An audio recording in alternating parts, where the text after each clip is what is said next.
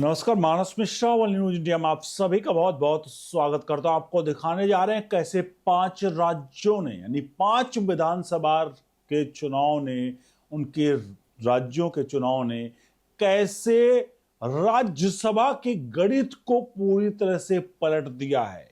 आपके सामने जो आंकड़े आने जा रहे हैं वो 800 विधानसभा सीटों ने कैसे जो राज्यसभा का गणित था, जहां बीजेपी कभी भी, आपने देखा होगा राज्यसभा में बीजेपी कभी कभी जो वो हालात थे कि 2 4 10 सीटों के भी लाले पड़ते थे, वो बीजेपी प्रचंड बहुमत के साथ इस वक्त तो है ही एनडीए के साथ में, लेकिन अब की बार जो आंकड़ा पलटा है, बीजेपी का प्रचंड बहुमत आपको दिखाने जा रहे हैं। ये आंकड़े, ये भगवा सुनामी है। अब तक लोकसभा में आपने देखा होगा, लेकिन ये भगवा सुनामी अब राज्यसभा में दिख रहा है।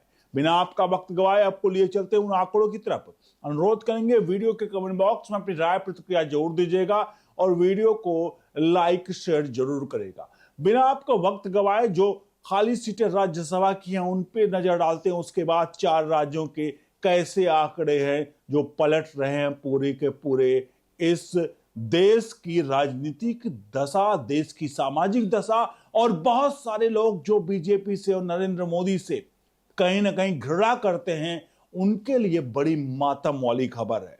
तो आपके सामने स्क्रीन पर नजर आ रही है, एक एक पॉइंट पर अपनी राय प्रतिक्रिया जोड़ देते रहेगा और वीडियो को लाइक शेयर जरूर करते रहेगा। आपके सामने स्क्रीन पर नजर आ रहा पहला आंकड़ा, ये आंकड़ा मैं आपको इसलिए दिखा रहा हूं कि ये आंकड़े जो इस वक्त बीजेपी के लिए मलाई से कम नहीं है। आपके सामने जो आंकड़े हैं मैं एक एक क्रम में ऊपर से दिखाऊंगा, एक क्रम में जहां पर हम शुरुआत करते हैं हिमाचल प्रदेश। हिमाचल प्रदेश में 1 राज्यसभा सीट, हरियाणा में 2 राज्यसभा सीट, राजस्थान में 3, गुजरात में 4।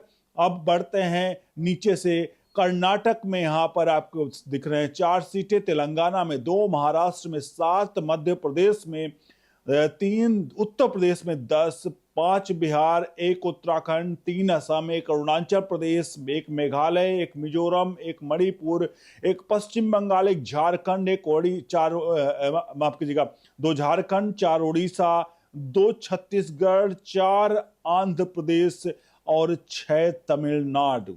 जी हां, ये जो मैंने आंकड़े दिखाए हैं ये आंकड़े हैं राज्यसभा में खाली सीटों की संख्या के। जी हां, ये सीटें राज्यसभा में जो हैं वो खाली हो रही हैं और ये आंकड़े 73 सीटों के आसपास हो रहे हैं, जिसमें एक नामित जो कि 2019 जो है 2020 में जिनको नामित किया गया था, रंजन गोगोई, जिन्होंने राम मंदिर पर फैसला दिया था, 2020 में वो राज्यसभा में नामित किए गए थे और उस बीजेपी की तरफ से, और इस वक्त 2026 में उनका कार्यकाल भी खत्म हो रहा।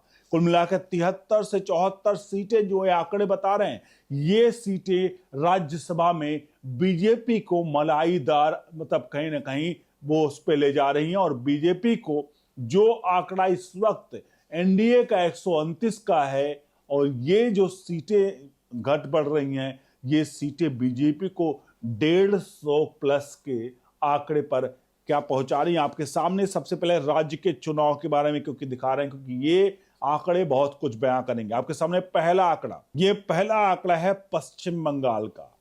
आपको बता दें, पश्चिम बंगाल में जो कार्यकाल है इस सरकार का वो 7 मई 2026 तक का है।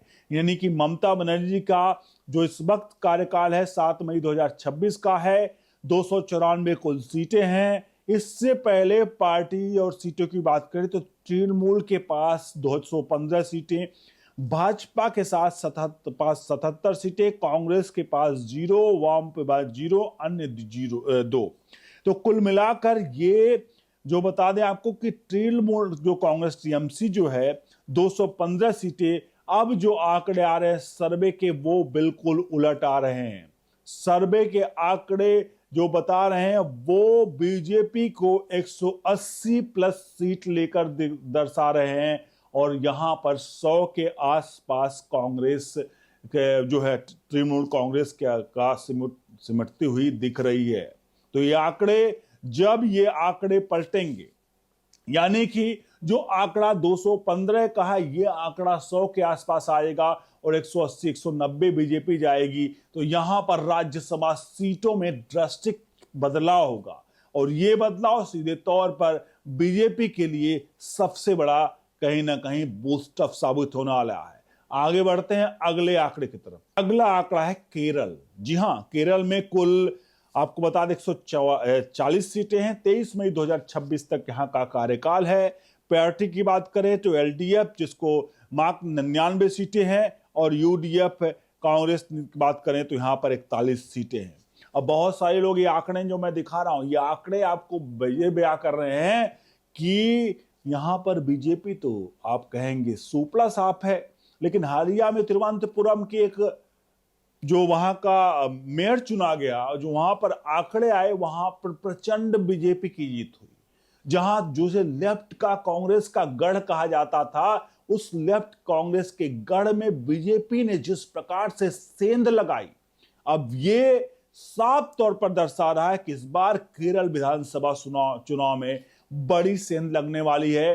क्योंकि जब उस देश की राजधानी, मतलब उस राज्य की राजधानी में कहीं सेंध लगती है, तो इस बार ये जो सीटें 140 है, यहां पर बीजेपी को राज्यसभा में, क्योंकि यहां पर सीटें बढ़ने वाली हैं, तो राज्यसभा में बीजेपी को बड़ी बढ़त इससे हासिल होने वाली है। चलते हैं अगले आंकड़े की तरफ। अगला आंकड़ा है तमिलनाडु। जी हां, तमिलनाडु। ये तमिलनाडु कौन सा है जहां पर 221 विधानसभा चुनाव हुए थे और कुल सीटों की संख्या 234 है। यहां कार्यकाल 10 मई 2026 को खत्म हो रहा है। इसमें आपको बात करें तो पार्टी में सीटों में द्रमुक 133, अन्ना जो है द्रमुक है 66, कांग्रेस 18, पीएम के 5, भाजपा 4, बीसी के 4, माकपा 2, भाकपा जो है वो 2। अब ध्यान रखिएगा, भाजपा यहां पर 4 सीट है, अन्ना द्रमुक 166, 33, और सबसे बड़ा इस वक्त जो है पश्चिम बंगाल के पास बाद तमिलनाडु बीजेपी के लिए सबसे कठिन राज्य रहा। लेकिन अब की बार यहां पर भी बहुत सारे लोकल चुनाव में बीजेपी ने भगवा लहराया है और आपको बता दें ये 234 सीट बीजेपी के लिए अपॉर्चुनिटी है, क्योंकि 234 सीटों में बीजेपी एक तो राज्य में भी हासिल कर रही है और इसी से राज्यसभा में बीजेपी को, उच्च सदन में बीजेपी को जो बहुमत का आंकड़ा ऑलरेडी पार कर चुकी है, वो सुनामी यही सीटें लेकर आएंगी जिनका जब भले भविष्य के गर्त में है, लेकिन अभी से पूत के पांव पालने में जिस प्रकार से कहावत है नजर आती है। ये राज्यों के जो चुनाव है, लोकल स्तर पर निकाय चुनाव है, वहां पर करारी शिकस्त झेलनी पड़ रही है इस वक्त इन विपक्षी इंडिया अलायंस घटक दलों को। जाहिर सी बात है इसका इंपैक्ट सीधे तौर पर विधानसभा चुनाव में हार से दिखेगा और राज्यसभा में उसका असर दिखेगा कि राज्यसभा में बीजेपी की सीटें बढ़ती हुई नजर आएंगी। बढ़ते हैं अगले आंकड़े की तरफ, के सामने स्क्रीन पर जा रहा है। अगला आंकड़ा है असम। असम की कुल 126 सीटें हैं। 20 मई 2026 तक यहां का कार्यकाल है। एनडीए के भाजपा नीति यहां पर 75 सीट, यानी एनडीए का भाजपा गठन जो है 75 सीटें हैं और महाजोत यानी कांग्रेस जो गठबंधन उसकी 50 सीटें, 51 सीटें। अब यहां पर हमें ध्यान देने वाली बात है, कांग्रेस के पास 50 सीटें हैं और 51 के खाते में। और आपको बता दें ये 50 सीटें, क्योंकि असम में जिस प्रकार से हेमंत बिस्वा शर्मा ने काम किया है, उनका काम बोलता है और वो काम साफ तौर पर इस चुनाव में उस काम से बीजेपी का जो प्रचंड लहर है अब की बार असम में, क्योंकि देखिए एनआरसी, एसआईआर, मतलब एनआरसी, एसआईआर और जितनी तरह से रोहिंग्याओं को भगाया गया है, उसमें असम में हमें हेमंत बिस्वा शर्मा को बड़ी कहीं ना कहीं जीत हासिल होने वाली है, आपको पता चल जाएगा और इससे राज्यसभा को सीधे तौर पर फायदा होने वाला है। बढ़ते हैं अगले आंकड़े की तरफ, अगले राज्य की तरफ, जहां पर मैं बता दूं अब पहले आपको फाइनल राज्य के आंकड़े दिखाए थे, आपके सामने स्क्रीन पर जा रहे हैं। इसमें हमने आपको पुडुचेरी का जिक्र नहीं किया है। पुडुचेरी में भी 30 सीटें हैं। पुडुचेरी की 30 सीटें जो हैं वो 30 सीटें इस वक्त यहां पर बीजेपी, जाहिर सी बात है बीजेपी को ज्यादा है, वो है लिवरेज है, लेकिन कुल मिलाकर ये 824 सीटें हो रही हैं ये 5 राज्यों की। जिस तरह से मैंने दिखाया आपके सामने, केरल में 140, तमिलनाडु में 234, पश्चिम बंगाल में 294, असम में 126 और पुडुचेरी में 30 सीटें हैं। कुल मिलाकर के ये आंकड़े जो बता रहे हैं वो 824 सीटों की तरफ इशारा कर रहे हैं। 824 सीटों में भाजपा के लिए अपॉर्चुनिटी है, यहां पर अपॉर्चुनिटी है, और ये सारी मैक्सिमम इसमें विपक्ष के पास में, और विपक्ष ये सेंधमारी राज्यसभा के लिए बीजेपी को जो है पूर्ण बहुमत का टिकट देगी अपने बल पर, और एनडीए को 150 का आंकड़ा क्रॉस कराने में यही राज्य मदद करने वाले हैं। इसके अलावा उत्तर प्रदेश और बाकी अन्य राज्यों में भी, क्योंकि उत्तर प्रदेश में भी 10 सीटें राज्यसभा चुनाव की जो राज्यसभा की हैं वो खाली हो रही हैं।